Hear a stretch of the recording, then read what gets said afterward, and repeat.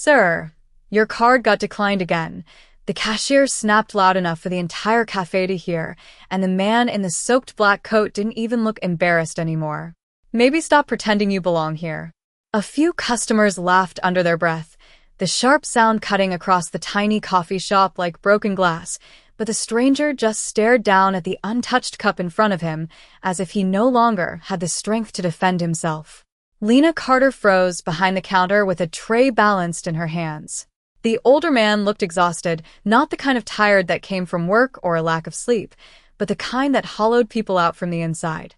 His silver hair clung damply to his forehead, his shoulders slumped forward beneath a rain-soaked wool coat that probably cost more than her monthly rent, yet somehow he looked smaller than everyone else in the room. "I said you need to leave," the cashier barked again. "We're not running a charity." The man slowly reached for his wallet one more time, fingers trembling slightly, but the screen on the payment terminal flashed declined in angry red letters before he could even speak. Another customer rolled his eyes. Guy probably spent everything pretending to be rich. More laughter. Lena's stomach tightened.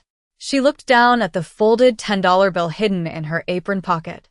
It was the last money she had until Friday. The money she'd promised herself she would use tonight to buy her little brother's asthma medication before his inhaler ran out. She swallowed hard as the stranger finally pushed himself to stand. For one awful second, she thought he might actually apologize to the room for existing. Instead, he quietly reached for the wet coffee cup to throw it away himself. That was what broke her heart. "Wait," Lena said suddenly. The entire cafe turned toward her. Even the espresso machine seemed to hiss into silence. Lena stepped forward before she could change her mind and placed the $10 bill on the counter. "I'll pay for it." "Lena, don't," her coworker whispered sharply. "That's your bus money." But Lena ignored him. The cashier stared at her like she'd lost her mind. "You. Serious?" Lena nodded once. "Add a blueberry muffin too." The older man finally looked at her directly then, and the room seemed to still beneath the weight in his pale blue eyes. Not pride, not gratitude, something sadder, something dangerously close to defeat. "Why would you do that?" he asked quietly. His voice was smooth but strained, like someone forcing himself to keep breathing. Lena offered a small shrug even though her chest hurt knowing exactly what that $10 meant. Because everybody deserves one warm thing before the day gets worse. Nobody laughed this time. The stranger stared at her for another long moment while steam curled between them from the fresh coffee cup. Then he reached slowly into his coat pocket, pulled out a black fountain pen, and wrote something on the edge of the receipt before sliding it toward her. Lena barely glanced down before he turned and walked toward the door, rainwater dripping from the hem of his coat onto the checkered floor. The bell above the cafe entrance chimed softly as he disappeared into the crowded Boston street. "You got played," the cashier muttered. Guy was probably homeless. Lena exhaled slowly and unfolded the receipt. Her breath caught instantly. Written in neat dark ink were only 7 words. "You may have saved more than my morning." Before she could process what that meant, 3 black SUVs pulled violently to the curb outside the cafe windows, and every head inside turned at once. The cafe door burst open before anyone could speak again, and 2 men in dark coats rushed inside, scanning the room with the kind of urgency that instantly silenced every whisper. One of them stopped the moment he saw the empty corner booth near the fogged window. "Sir," he called sharply toward the street outside. "Mr. Hale."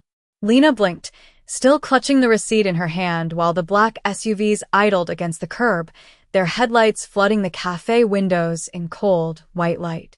The cashier beside her suddenly straightened his apron, panic replacing arrogance, so fast it almost looked painful. "Wait," he muttered under his breath. "Hale." The second man turned toward the counter. Was there an older gentleman? Here? Gray coat, silver hair. Nobody answered immediately. It was as if the entire room had forgotten how to breathe. Then one customer slowly lifted a hand toward the door. He just left. The man cursed softly beneath his breath and pulled out his phone. "We lost him again." Again. The word lingered strangely in the air. Lena felt her stomach tighten. The first man looked around the cafe once more before his eyes landed on the untouched muffin wrapper still sitting on the tray. "Who served him?" he asked. This time the cashier pointed directly at Lena. She did. Suddenly, every eye in the room turned toward her again, but the feeling was different now. Less mocking. More nervous. The man approached her quickly, though his voice softened when he spoke. "Miss, did he say anything unusual?" Lena hesitated before slowly unfolding the receipt in her hand. "Just this." The man read the sentence silently, and something in his face changed. Not surprise. Fear. He rubbed a hand across his jaw and looked toward the rain-soaked street outside. "Damn it," he whispered. The cashier forced out an awkward laugh. "So, your friend's some kind of celebrity or something?" Neither man smiled. Finally, the older one answered quietly. "Jonathan Hale owns Hale Capital." The room froze all over again. A woman near the pastry shelf gasped loudly enough to turn heads. Another customer immediately grabbed his phone. Everybody in Boston knew the name Jonathan Hale. Billionaire investor. Financial genius. Ruthless businessman. The man whose face appeared on magazine covers beside headlines about billion-dollar acquisitions and private jets. The man people called impossible to impress and even harder to approach.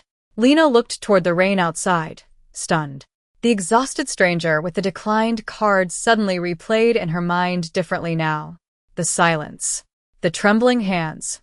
The empty look in his eyes. He had not seemed arrogant. He had seemed lost.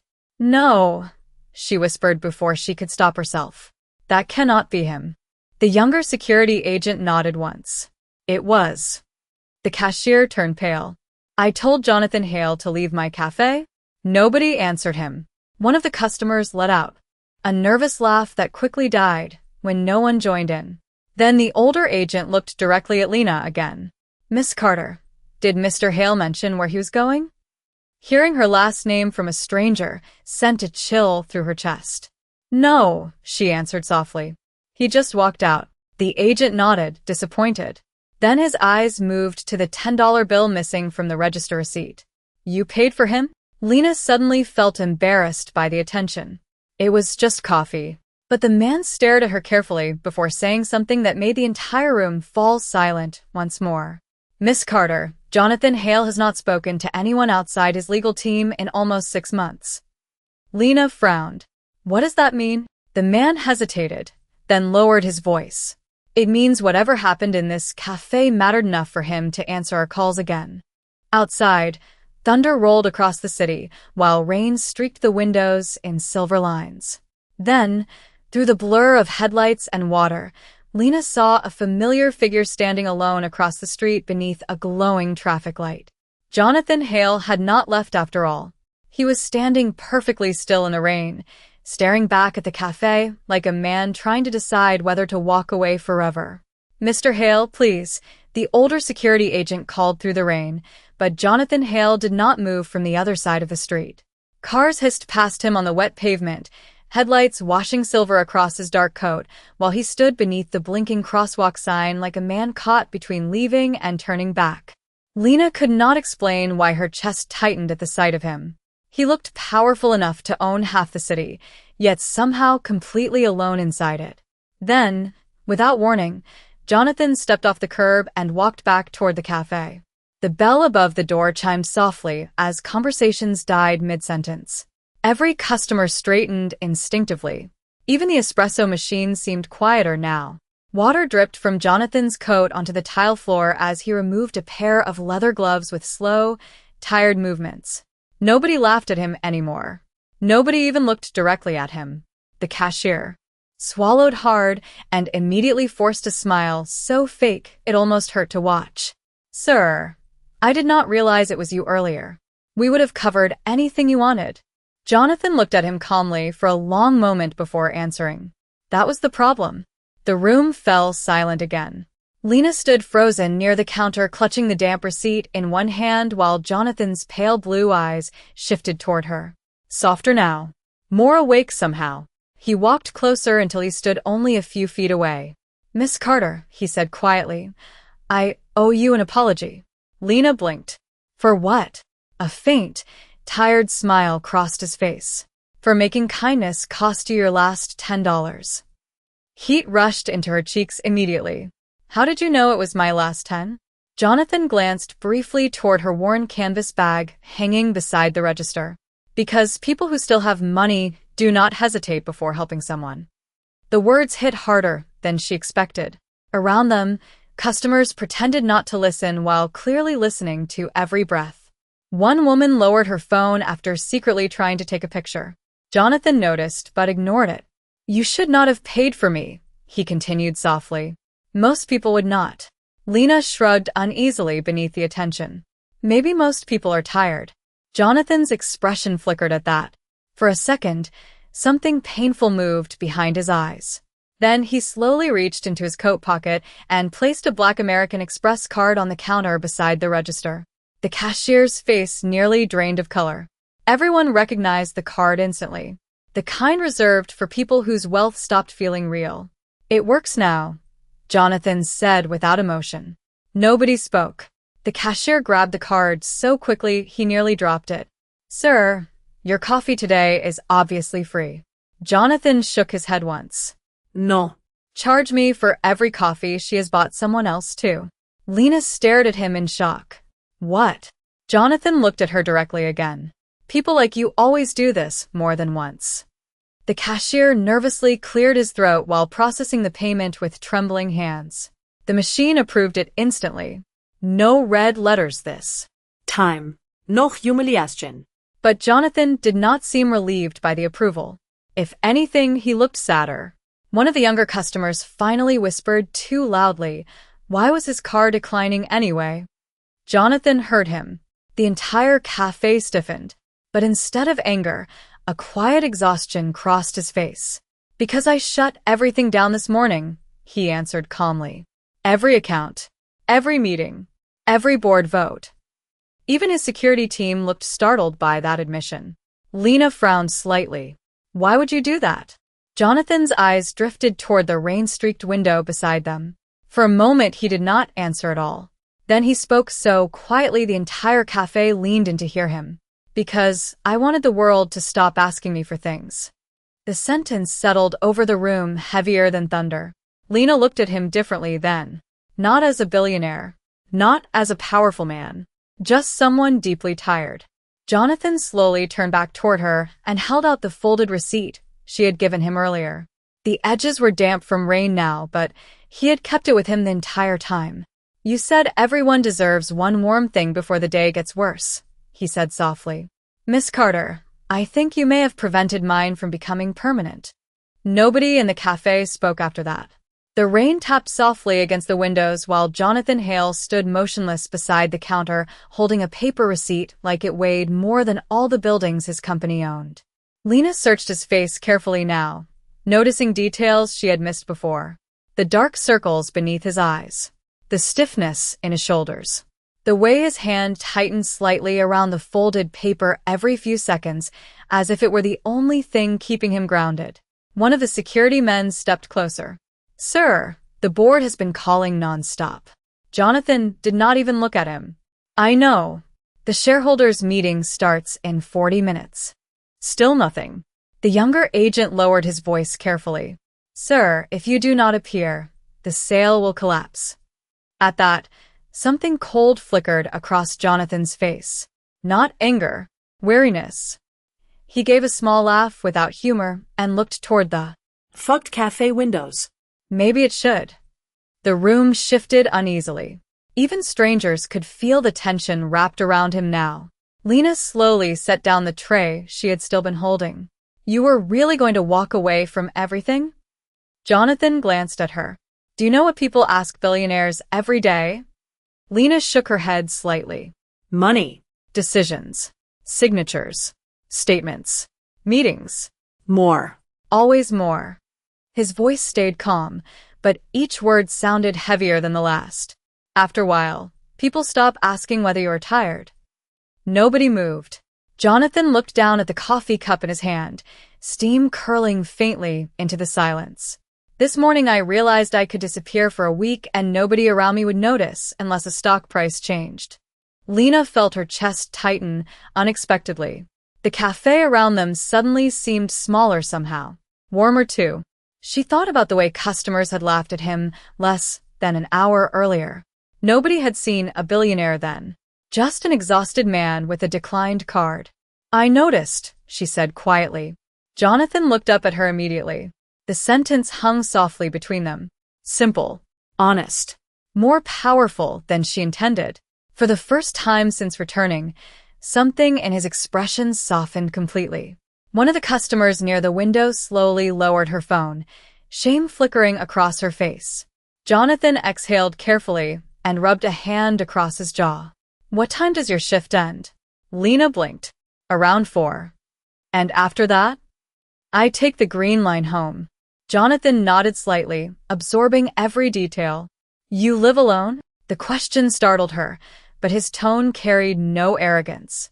Only concern. "No," she answered carefully. "I live with my younger brother." Jonathan's eyes flickered briefly toward the inhaler sticking halfway out of her canvas bag pocket. "Asthma?" Lena froze. "How did you?" "My wife had it." The cafe became very quiet again. The word wife seemed to change him instantly. His shoulders lowered slightly, and for the first time his voice sounded older than before. Older and sadder. Lena hesitated before speaking softly. "Had?" Jonathan stared down into the coffee for a long moment. "Emily died 2 years ago." Even the cashier looked away respectfully. Jonathan smiled faintly, but it was the kind of smile people use to survive difficult memories. She used to carry extra inhalers in her purse because she worried about strangers on subway platforms. Lena swallowed hard. Suddenly, she understood why he had looked at her the way he did earlier. Not because of the coffee. Not because of the money.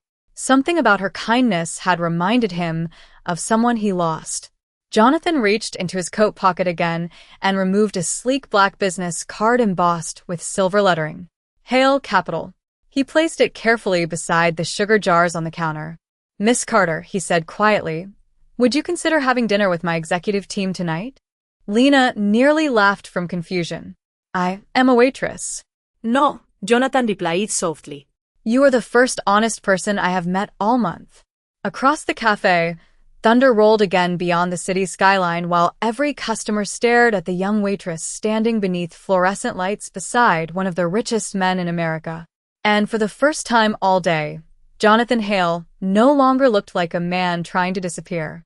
By 4 o'clock the story had already spread across half the city. Lena realized at the moment she stepped out of the employee break room and saw 3 customers pretending not to stare at her near the pastry case. One of them whispered something while looking down at her phone, and another quickly turned his screen away when Lena walked past. The cafe suddenly felt different now. Smaller. Colder. Like everyone had decided she belonged to a story she did not understand yet. The cashier who mocked Jonathan earlier could barely look her in the eye anymore. "You really going to that dinner tonight?"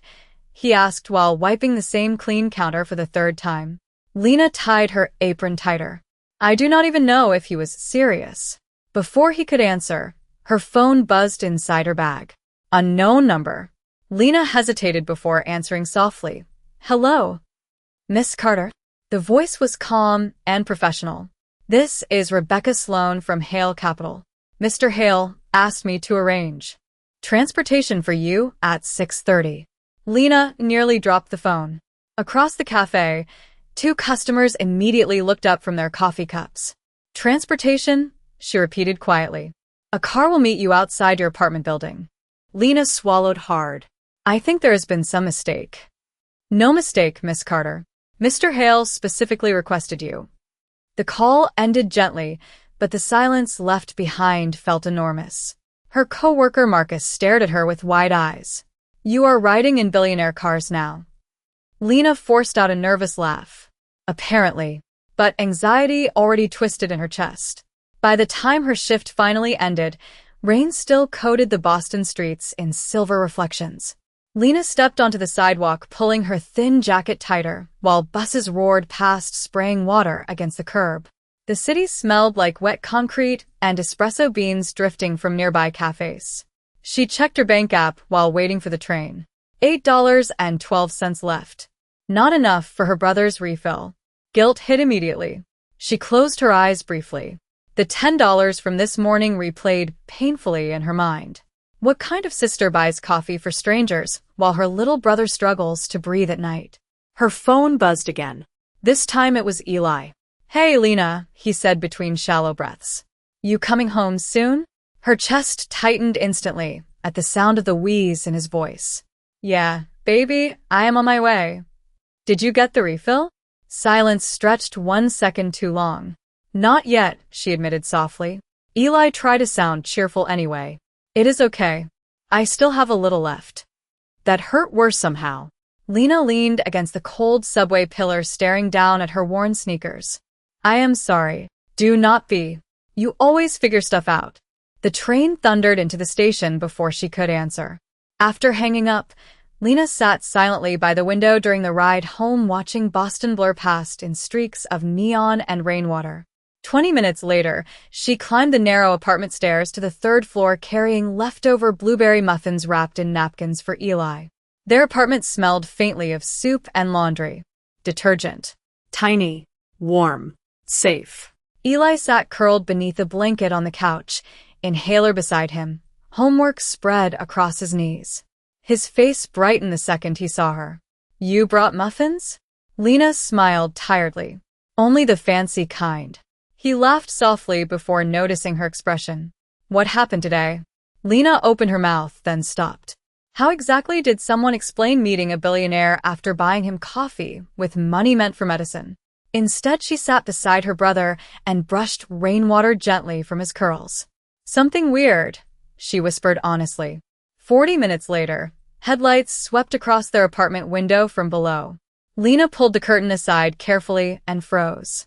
A long black car waited quietly beside the curb, rain sliding across its polished roof, while a man in a dark coat stood beside the open rear door holding an umbrella. Eli looked over from the couch with wide eyes. "Lena," he whispered, "why is there a limousine outside our building?" For one terrifying second, Lena thought the limousine must have stopped at the wrong building. Their apartment complex sat squeezed between a laundromat and a pawn shop with flickering lights that barely worked after rainstorms. Men in expensive coats did not stand outside places like this holding umbrellas beside polished black cars. Yet the driver looked directly up at her window the moment the curtain moved. Eli stared beside her, clutching his inhaler loosely in one hand. "You know rich people now?" he whispered with genuine amazement. Lena laughed nervously despite herself. Apparently, for one very weird day. Another buzz came from her phone. Rebecca Sloan again. "Miss Carter, the car is for you whenever you are ready." Lena glanced toward Eli. "I cannot leave him alone all night." Mr. Hale anticipated that concern. Rebecca replied smoothly. "Dinner will not be late, and Mr. Hale has already arranged transportation home afterward." The sentence unsettled Lena more than comforted her. Jonathan Hale had anticipated her concern. He remembered details. That alone felt dangerous somehow. After hanging up, Lena stood frozen in the tiny apartment kitchen staring at her reflection in the microwave door. Her work uniform still smelled faintly of coffee beans and rain. "I do not think I belong at billionaire dinners," she admitted quietly. Eli looked up from the couch. "Maybe he does." She frowned. "What does that mean?" Eli shrugged beneath the blanket. "You said he looked sad. Maybe rich people need help too." Lena stared at her little brother in silence. Sometimes children said things adults spent years avoiding. 20 minutes later, she stepped carefully down the apartment stairs wearing the only dress she owned that did not have bleach stains from café shifts. Simple black fabric. Silver earrings from their mother before she passed away. Nothing glamorous. Just clean. Honest. The driver opened the car door immediately as rain misted through the streetlights around them. "Good evening, Miss Carter." Lena slid carefully into the back seat, expecting cold luxury, but the first thing she noticed was warmth. Soft jazz played quietly through hidden speakers while the leather smelled faintly of cedar and rainwater. A folded gray blanket rested beside her seat along with a paper bag from a pharmacy. Lena frowned and slowly opened it. Inside sat 2 brand-new asthma inhalers. Her breath caught instantly. Attached was a small handwritten note. For Eli. Nobody should struggle to breathe tonight. J.H. Lena stared at the note as the city lights blurred outside the tinted windows. Her chest tightened so sharply she had to look away. Nobody had helped them that quickly in years. Not landlords. Not employers. Not charities with waiting lists 3 months long. A billionaire she met 12 hours ago somehow noticed what even relatives ignored. The car finally slowed beneath towering glass buildings glowing against the Boston skyline like silver mirrors. Hale Capital occupied nearly an entire block downtown. Security guards opened the entrance doors before Lena even reached them. Inside, everything gleamed. Marble floors, gold lighting, giant abstract paintings that probably cost more than her apartment building. Men and women in tailored suits crossed the lobby carrying tablets and speaking in low, urgent voices. Several slowed when they noticed Lena. She Felt the shift immediately. Their eyes moved over her simple coat, her inexpensive shoes, her nervous posture. Some tried to hide the judgment. Others did not bother. Rebecca Sloan approached quickly from the elevator, elegant in a navy suit with silver heels clicking sharply against the marble floor. "Miss Carter," she said politely. "Mr. Hale is waiting upstairs." Lena nodded awkwardly. "This place is huge." Rebecca offered a faint smile. "Most people say intimidating." The private elevator opened soundlessly. As they ascended, Boston spread wider beneath the glass walls, rain streaking the city lights into blurred rivers below them. Lena's stomach twisted tighter with every floor. "Why is he doing this?" she asked quietly.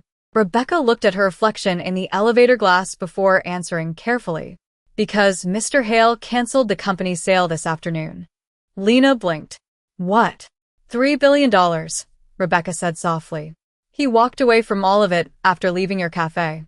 The elevator doors opened before Lena could respond.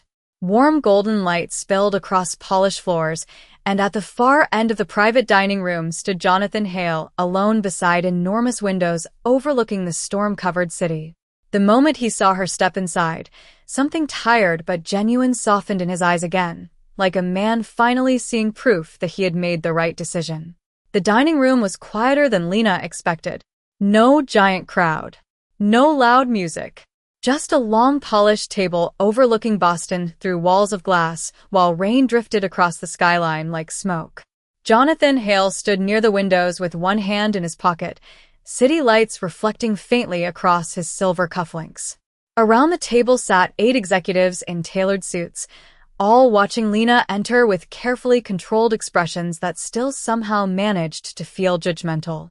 Rebecca Sloan guided her toward an empty seat beside Jonathan himself. That alone changed the room instantly. Several executives exchanged subtle glances. One older man nearly choked on his water. Jonathan noticed and calmly pulled out Lena's chair himself. "Thank you for coming," he said softly. Lena sat carefully, aware of every expensive watch and polished shoe staring in her direction. "I still do not understand why I am here." Jonathan took his seat beside her. "Neither does my board." A few uneasy laughs circled the table, though nobody sounded comfortable. Dinner began awkwardly. Crystal glasses clinked softly while servers placed plates of salmon and roasted vegetables in front of everyone. Lena had never seen food arranged so carefully in her life. She barely touched hers. Across the table, a woman with sharp cheekbones and a diamond bracelet finally leaned forward. "Mr. Hale," she said smoothly, "perhaps we should discuss tomorrow's investor response before social media creates more confusion." Jonathan did not look up from his glass. "What confusion?" The woman hesitated only slightly. "The photographs." Rebecca Sloan quietly slid a tablet across the table. Jonathan glanced at the screen once, then leaned back slowly. Lena felt her stomach drop the moment Rebecca turned the display toward her. There they were. Pictures from outside the cafe. Pictures of Jonathan standing beside her in the rain. Pictures of her entering the limousine tonight. Headlines already flooded across entertainment blogs and financial pages. Mystery woman changes billionaire's mind. Billionaire seen with Waitress hours before canceling $3 billion sale. Social media comments rolled endlessly beneath the photos. Gold digger. Publicity stunt. Midlife crisis. Lena's face burned hot immediately.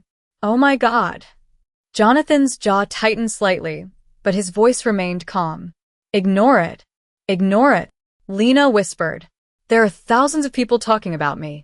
Another executive cleared his throat carefully.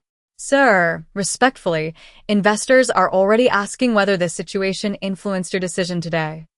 Jonathan finally looked up then, pale blue eyes turning cold enough to silence the entire room. It did. Nobody moved. The executive blinked. Sir?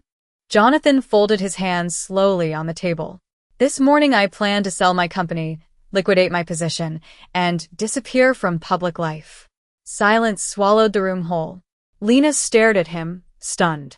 He had sounded tired before. Now she realized how close to broken he truly had been. Jonathan looked toward the rain-covered windows again before continuing quietly.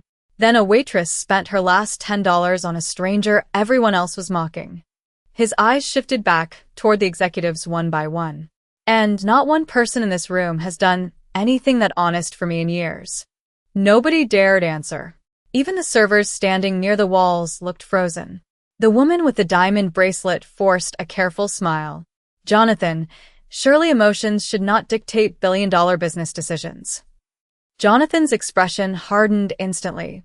That is exactly why this company became unbearable. Lena lowered her eyes toward the table, overwhelmed by the attention crashing around her. She suddenly wanted nothing more than to leave.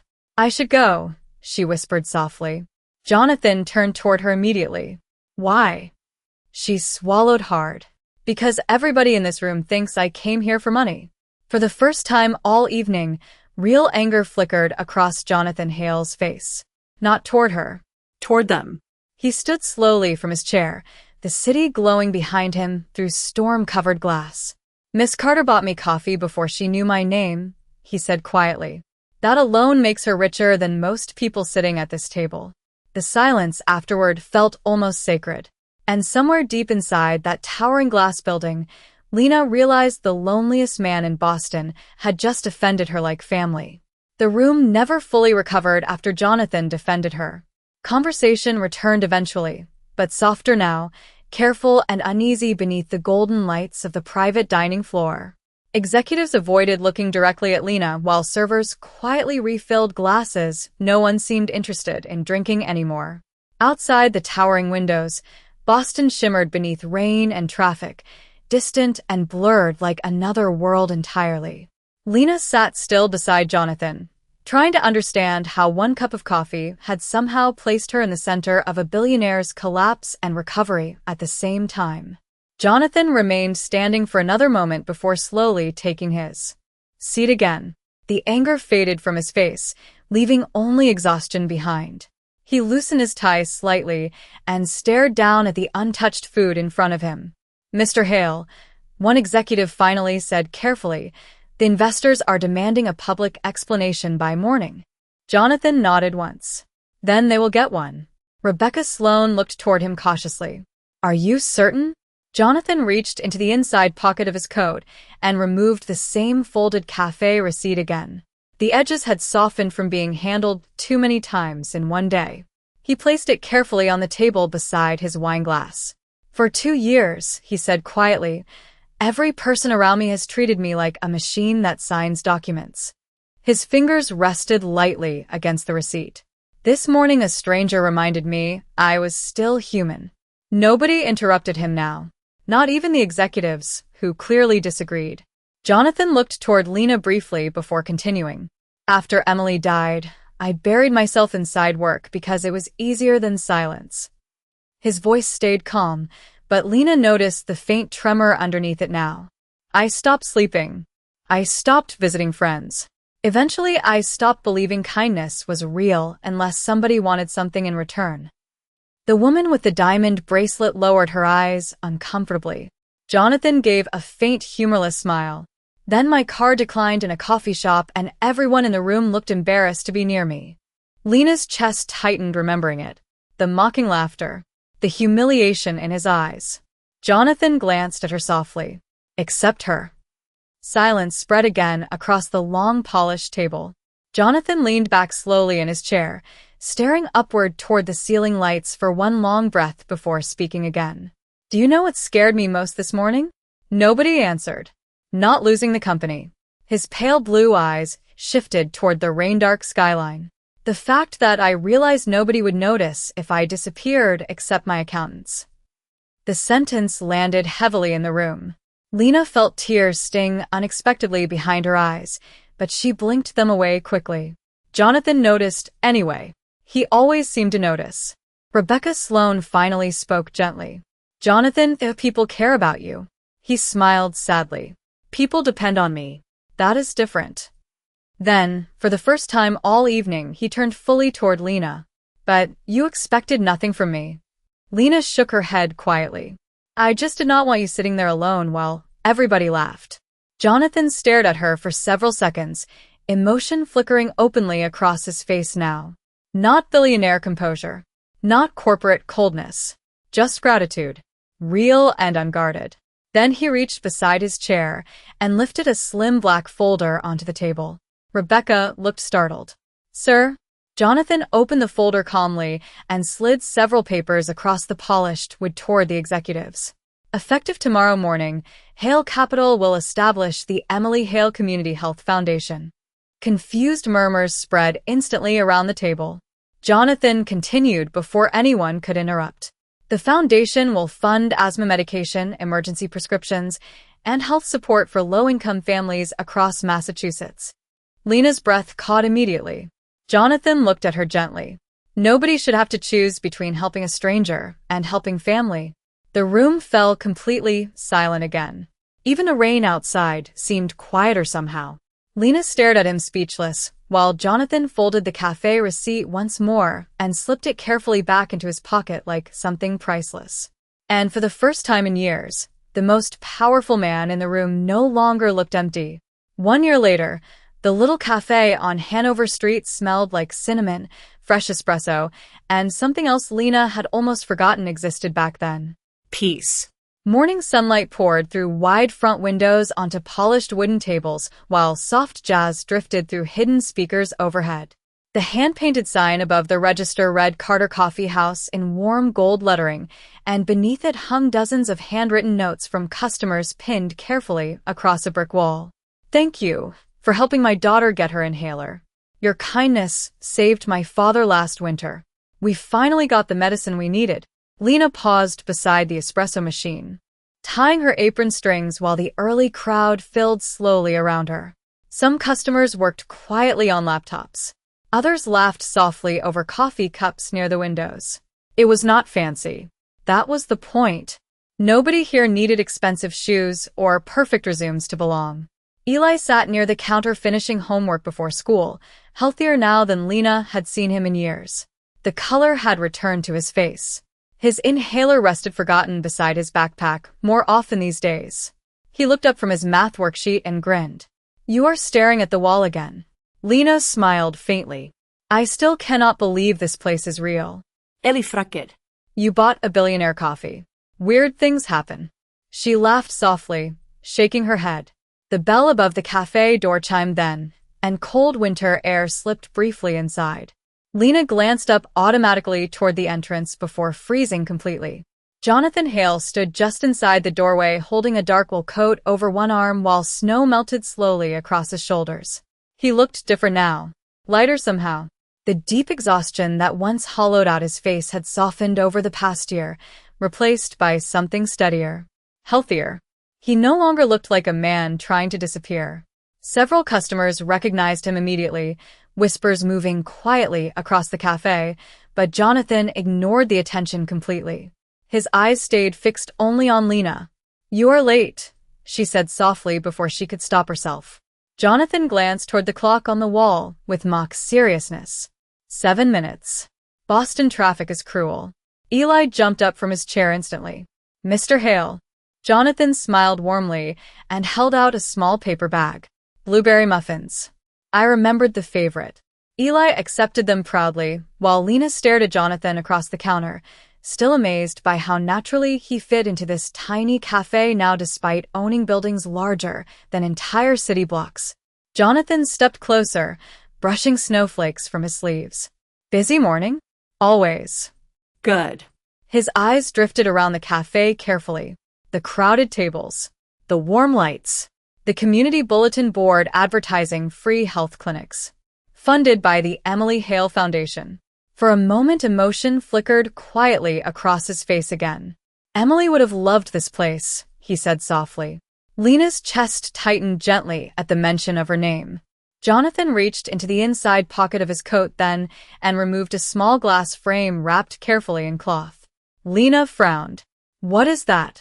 Without answering immediately, Jonathan placed it gently on the counter between them. Inside the frame sat a slightly wrinkled $10 bill. Her $10 bill. The same one she spent on a stranger nobody else wanted near them. Beneath it rested the faded cafe receipt with 7 handwritten words still visible in dark ink. You may have saved more than my morning. Lena covered her mouth instantly, eyes burning. You kept it. Jonathan smiled softly. Best investment I ever made. Silence settled warmly around them while snow drifted outside the windows and coffee steamed gently between their hands. 1 year earlier, they had been strangers separated by wealth, loneliness, and a rainstorm. Now the cafe buzzed with laughter, warmth, and second chances. Jonathan looked around once more before meeting Lena's eyes again. So, he asked quietly, do I still have to pay for coffee here? Lena laughed through tears and reached for a fresh cup beside the espresso machine. Only if you promise not to disappear again.